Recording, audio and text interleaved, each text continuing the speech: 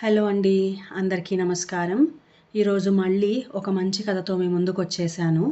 కథ పేరు 'ఆత్మీయత'.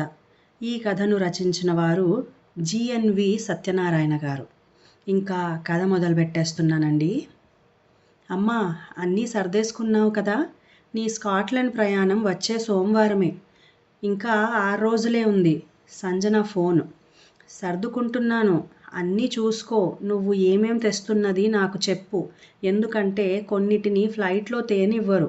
మందులకు సంబంధించి ప్రిస్క్రిప్షన్స్ కూడా పెట్టుకో అమ్మా. ఒక్కోసారి అడుగుతారు. సరే. మా ఫ్రెండ్ కూడా వస్తుంది. నీకు తెలుసు కదా, దారిలో దోహాలో ఫ్లైట్ మారేటప్పుడు హెల్ప్ చేస్తుందిలే. గాబరా ఏం పడనక్కర్లేదు. అక్కడ ఆ గ్యాప్లో 3 గంటల పైనే టైం ఉంటుంది. ఇక్కడకు వచ్చాక ఎయిర్పోర్ట్కు మేం వస్తాంలే. అలాగే. అమ్మా, చిన్న రిక్వెస్ట్. ఇబ్బంది అనుకోకుండా నువ్వు ఓసారి మా మావయ్యను చూసి రావాలి. అమ్మో, అంత దూరమా? మీ అల్లుడు అడుగుతున్నారే. మా మామగారు ఏదీ సరిగ్గా చెప్పరు. ఒంట్లో బాగోలేదని తెలిసింది. ఒక్కసారి వెళ్ళిరా అమ్మా. అలాగేలే. ఈ మధ్య ఆయన కూడా ఫోన్ చెయ్యలేదు. నేను చెయ్యలేదనుకో. సరే, రేపు వెళ్తాన్లే. పిల్లల చదువులు, ఇద్దరికీ ఉద్యోగాలు. అమ్మ, ఈ పనుల ఒత్తిడితో చస్తున్నాననుకో. నువ్వు ఎప్పుడు వస్తావా అని 1000 కళ్ళతో చూస్తున్నాను. ఉంటాన్లే. పిల్లలు వచ్చే టైం అయ్యింది. భర్త రాఘవరావు ఉన్నప్పుడు ఈ ఇల్లు ఎంత కళకళలాడుతుండేది. ఒక్కతే అమ్మాయి సంజన. చక్కగా పెంచి బాగా చదివించారు. ఫారెన్ సంబంధం. వియంకులు ఊళ్ళోనే ఉంటారు. ఇష్టం లేకపోయినా ప్రేమ వివాహం కావడంతో అంగీకరించవలసొచ్చింది. సంజనకి ఉద్యోగం అక్కడే దొరికింది. సంజన ప్రెగ్నెంట్ అయినప్పుడు ఇద్దరూ స్కాట్లాండ్ వెళ్ళారు. కూతురు అల్లుడు చూడదగ్గవి అన్నీ దగ్గరుండి చూపించారు. భూతల స్వర్గంలా ఉంది. స్వచ్ఛమైన గాలి, వాతావరణం, సుందరమైన కొండలు, ఆ జలపాతాలు అన్నీ బానే ఉన్నాయి. కానీ చలిపులితోనే సమస్య. సంజనకు ట్విన్స్ పుట్టారు. మనవడు, మనవరాలు. అక్కడ వైద్యం, విద్య పూర్తిగా గవర్నమెంటే చూసుకుంటోంది. 6 నెలలు ఉండి వచ్చారు. సంజనకు చాలా రిలీఫ్. అల్లుడు అక్కడే ఇల్లు కొనుక్కున్నాడు. తరువాత వాళ్ళు అప్పుడప్పుడు రావటం, తను భర్తతో వెళ్ళటం జరిగాయి. మనవడు, మనవరాలు ఎదిగారు. రాఘవరావు రిటైర్ అయ్యాక ఇద్దరూ మిగిలిపోయారు. ఇంతలో అన్నవాహికలో చిన్న పుండు రావటం, అనారోగ్య సమస్యను సకాలంలో గుర్తించకపోవడం వల్ల చివరి నిమిషంలో హాస్పిటల్లో జాయిన్ అయిన రాఘవరావు ఆకస్మికంగా కాలం చేయడంతో ఒక్కసారిగా జీవితం తల్లకిందులైపోయింది. ఒక్కదానివి ఉండలేవు, నీ ఆరోగ్యం మాత్రం బావుందా అంటూ కూతురు, అల్లుడు తమతో పాటు వచ్చేయమన్నారు. కానీ కొన్నాళ్లు ఉండి వస్తానని చెప్పి ఒంటరిగానే కాలం గడుపుతోంది. భర్త నుండి సంక్రమించిన ఫ్యామిలీ పెన్షన్, సొంత ఇల్లు, ఏ లోటు లేదు. ఊళ్ళో చుట్టాలున్నారు. కానీ ఎవరి పనులలో వాళ్ళు, ఎవరినీ ఇబ్బంది పెట్టడం తనకు అస్సలు ఇష్టం ఉండదు. అలా 3 నెలలు గడిచాయి. ఇక ఎప్పటికప్పుడు కూతురు ప్రోద్బలంతో ఇప్పుడు ఈ ప్రయాణం. నిజం చెప్పాలంటే భర్త ఉన్నప్పుడు వెళ్ళటం హుషారుగానే ఉండేది. ఇప్పుడెందుకో మనస్కరించడం లేదు. తన ఇంటిని వదిలి వెళ్లేందుకు. భర్త తను ఎంతో కష్టపడి తీర్చిదిద్దుకున్న ఇల్లు, ఇంటి నిండా ఓ జీవితకాలం జ్ఞాపకాలు పేరుకుపోయున్నాయి. ప్రతి చోట, మూల మూలల ప్రతి వస్తువులో వాటన్నిటినీ మూటగట్టి మూలన పెట్టి వెళ్ళిపోవాలంటే మనసు మూగగా రోదిస్తోంది. ఇక ఇంటి బయట తామిద్దరూ శ్రద్ధ తీసుకుని పెంచిన అన్ని రకాల చెట్లు, వాటి పండ్లు, పూల మొక్కలు, వాటి మీద తిరుగాడే పక్షులు, నువ్వు కూడా మమ్మల్ని వదిలిపోతావా అని దీనంగా చూస్తున్నట్లు. బతుకులు ఎల్లకాలం ఒకేలా సాగవు. సాగే ఈ జీవితం నిండా అన్నీ ఎత్తుపల్లాలే. అమ్మగారు! పిలుపు వినిపించింది. రంగయ్య, అతని భార్య రాములమ్మ ఇద్దరూ వచ్చారు. పెరట్లో గుడిసె వేసుకుని ఇల్లు చూసుకుంటాం అంటున్నారు. ప్లేస్ చూపించి ఇక్కడ వేసుకోండి అన్నాను. చాలా కాలంగా తెలుసు. అయినా ఎందుకైనా మంచిదని, అవసరం అయినప్పుడు ఖాళీ చేయాలి అని చెప్పాను. రేపు పొద్దున్నే 6 గంటలకొచ్చి వేసుకుంటామని వెళ్ళిపోయారు. మరుసటి రోజు గుడిసె వేసుకున్నారు. 11 గంటలకల్లా వంట ముగించి భోజనం చేశాను. చేసిన సాంబారు, చిక్కుడుకాయ వేపుడు 2 బాక్సుల్లో సర్ది ఫోన్ చేశాను. నరహరిరావు గారు ఫోన్ ఎత్తారు. హలో అన్నయ్య, ఎలా ఉన్నారు? బాగానే ఉన్నానమ్మా, నువ్వెలా ఉన్నావు? ఈ మధ్య నేను ఫోన్ చేయలేదు. అవును, నెక్స్ట్ వీక్ స్కాట్లాండ్ వెళ్తున్నావంట? అవునన్నయ్య, అక్కడ ఉండిపోతావా? చెప్పలేను.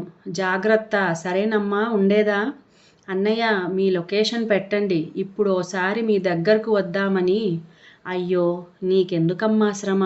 ఇంత దూరం ఒక్కదానివే రాగలవా? పర్వాలేదు, వస్తాను. క్యాబ్ బుక్ చేసుకుంటా అన్నయ్య. సరేనమ్మా, ఇదిగో ఇప్పుడే షేర్ చేస్తాను. క్యాబ్ బుక్ చేసుకున్నా. 30 కిలోమీటర్లు చూపిస్తోంది. ఫోన్ ఉపయోగించి అన్నీ ఎలా చేయాలో కూతురు ఇక్కడకు వచ్చినప్పుడు చెప్పింది. భర్త పోయాక తప్పదనుకుని డబ్బుల విషయాలు, పేమెంట్ ఎలా చేయాలి అన్నీ నేర్చుకుంది. ఓటీపీ చెప్పి క్యాబ్లో కూర్చున్నాను. మనసులో ఏవో ఆలోచనలు. నరహరిరావు అన్నయ్యది తనలాంటి జీవితమే. తన వియ్యపురాలు పోయి సంవత్సరం అయ్యింది. కొడుకు బలవంతం మీద స్కాట్లాండ్ వెళ్ళిన ఆయనకు ఆరోగ్య సమస్యలు చుట్టుముట్టాయి. చివరకు ఆ వాతావరణంలో ఇమడలేక తిరిగి ఇండియా వచ్చేసి వృద్ధాశ్రమంలో చేరిపోయారు. 1-2 సార్లు ఫోన్ చేస్తే ఇక్కడ బానే ఉందమ్మా, దేనికి లోట్లేదు అనేవారు. తరువాత కొడుకు ఎంత బతిమాలినా వెళ్ళలేదు. సంబంధం కలుపుకున్నప్పుడు ఆయన్ని చూస్తే ముచ్చటేసింది. కూతురి పెళ్ళి ఎలా అవుతుందో అన్న దిగులుతో ఉంటే వియ్యపురాలి కన్నా తనే ఎంతో కలుపుగోలుతనంతో మాట్లాడి అన్నిటినీ తేలికగా తీసుకుంటూ పనులన్నీ పురమాయిస్తూ పెళ్లి బాధ్యతను తన భుజాల మీద వేసుకుని హుషారుగా చకచకా నడిపించి జరిపించారు. భర్త రాఘవరావుకి ఆయనలా వ్యవహారాలు చక్కబెట్టే నేర్పరితనం లేదు. ఆ లోటు అస్సలు తెలియలేదు. చెల్లమ్మ అలా చేయి, ఇలా చేయి అంటూ మాట్లాడుతుంటే తనకు అన్నయ్యలు లేకపోవడంతో సొంత అన్నయ్యలా కనిపించారు. మా ఆవిడకు చెప్పకు గాని నీ వంట తినడానికే ఏదో పని కల్పించుకుని వస్తున్నానమ్మా మీ ఇంటికి అనేవారు. నాకు మొహమాటం లేదమ్మా నీ దగ్గర. నువ్వు ఏది వండినా అమృతంలా ఉంటుంది. ముఖ్యంగా ఆ చిక్కుడుకాయ కూర బాగా చేస్తావు. అది వండమ్మా. ఇక సాంబార్ అయితే మరీను. మా ఆవిడ వండుతుంది, నీలానే అన్నీ వేస్తుంది. ఎందుకో అంత రుచి రాదనుకో. ఒక్కొక్కరికి చేతి మహత్యం అనుకుంటా. నాకు కొంచెం జిహ్వచాపల్యం ఎక్కువ. ఏమనుకోకు అంటూ చిన్న పిల్లాడిలా మాట్లాడుతుంటే ఎంతో ఆత్మీయంగా అనిపించారు. భార్య చనిపోయినప్పుడు చిన్న పిల్లాడిలా ఆమె ముందు కూర్చుని ఏడుస్తుంటే చాలా బాధనిపించింది. పరిస్థితులు మనిషిలోని బేలతనాన్ని కూడా వెలికితీస్తాయేమో. తన భర్త పోయినప్పుడైతే వెంటనే వచ్చి పక్కన కూర్చుని ఎంతో ధైర్యం చెప్పి ఆ కార్యక్రమాన్ని సజావుగా జరిపించారు. ఆ వృద్ధాశ్రమం దగ్గర దిగి ఫోన్ ద్వారా క్యాబ్ అతనికి పేమెంట్ చేసి లోపలకు అడుగుపెట్టాను. నరహర్రావు గారు అడిగాను. ఒకతను వచ్చి చూపించాడు, భోజనం చేస్తున్నారు అని. నన్ను చూసిన ఆయన కళ్ళు విచ్చుకున్నాయి. రా అమ్మా అంటూ ఆప్యాయంగా కూర్చోమన్నారు. గుర్తుపట్టలేనట్టు మారిపోయారు. కళ్ళు, బుగ్గలు లోపలికి పోయి ఉన్నాయి. అయిష్టంగా ఏదో కెలికినట్లు తింటూ అయిపోయిందమ్మా అన్నారు సగం అన్నంలోనే. ఏంటో ఈ మధ్య తినాలంటే అస్సలు సహించడం లేదు అని లేవబోతుంటే ఆపి, అన్నయ్య నేను నీకు చిక్కుడుకాయ కూర సాంబార్ తెచ్చాను అని ఆయన ముందుంచాను. నిజమా? ఈరోజు నాకెంతో సంతోషంగా ఉందమ్మా అంటూ ఎంతో సంతృప్తిగా మొత్తం అన్నం అంతా తిని, ఇలాంటి తిండి కోసం మొహం వాచిపోయి ఉన్నానమ్మా, చాన్నాళ్లకు నీ చేతి వంట తిన్నానమ్మా అంటూ లేచారు. ఏంటన్నయ్యా ఇలా అయిపోయారు? నా కళ్ళను నేనే నమ్మలేకున్నాను. వయసు మీద పడితే ఏముంది, అంతేనమ్మా. ఏవో ఆరోగ్య సమస్యలు, ఒంటరి జీవితం. నా సంగతి అలా ఉంచు. నువ్వెలా ఉన్నావమ్మా? రాఘవరావు లేని ఇంటికి రాలేక, నిన్ను చూడలేక, చివరకు ఫోన్ కూడా చేయడానికి మనస్కరించలేదమ్మా అంటూ 3 టాబ్లెట్స్ వేసుకున్నారు ఒకదాని తర్వాత ఒకటిగా. చిన్న రూము, చెల్లాచెదురుగా బట్టలు, ఏవో సామాన్లు. ఆయన్ని అలా చూస్తుంటే ఏవో జ్ఞాపకాలు. ఆరోగ్యం విలువ అన్నది ఏంటో తెలుస్తోంది. ఇంతలో ఎవరో ఒకతనొచ్చాడు. అతన్ని చూడగానే ఒక్క నిమిషం కూర్చోమ్మా, ఆయనతో మాట్లాడొస్తాను అంటూ బయటకెళ్ళారు. ఇదేమీ బాగోలేదు. నువ్వు నిన్ననే రావాలి కదా. ఏం డబ్బులు ఇవ్వడం లేదా నీకు? ఇప్పుడొచ్చి వెళ్దామంటే నేను రెడీగా లేను. గెస్ట్ వచ్చారు. మీరు నిన్ననే డయాలసిస్ చేయించుకోవాల్సి ఉందండి. ప్రాబ్లమ్స్ వస్తాయి. నిన్న రావడానికి వీలు కాలేదు. సారీ అండి. నాకు వీలవదయ్యా. ఇప్పుడు రాలేను. మెల్లగా మాట్లాడుకుంటున్నా వినపడుతున్నాయి. విషయం కొద్దిగా అర్థమయ్యింది. అతనే లోపలికొచ్చి, చూడండి, మీరెవరో నాకు తెలీదు. ఆ సార్కి క్రియాటినిన్ లెవెల్స్ ఎక్కువగా ఉన్నాయండి. వారానికి 2 సార్లు డయాలసిస్ చేయించుకోవాలి. నేనే దగ్గరుండి హాస్పిటల్కి తీసుకెళ్తుంటాను. డబ్బులిస్తారులేండి. నిన్న నాకు వీలవలేదు. ఇప్పుడు రానంటున్నారు. మీరైనా చెప్పండి. అన్నయ్య, ముందు మీరు హాస్పిటల్కి వెళ్ళి రండి. నేను ఇంకోసారి వస్తాను. అది కాదమ్మా, రేపు వెళ్తాను. నువ్వింత దూరం కష్టపడొచ్చావు. ఇంకేం చెప్పొద్దు. మీరు ఆయనతో వెళ్ళి రండి. మరేం పర్వాలేదు. ఇంటికొచ్చాను.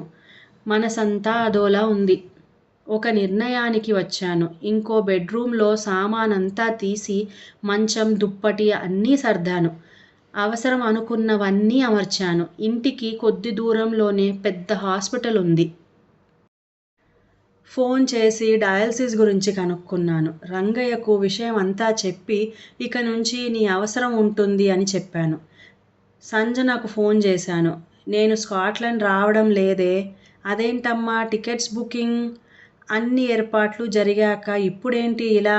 మాకిక్కడ నీ అవసరం ఉంది అంటూ ఇంకా ఏదేదో చెబుతోంది.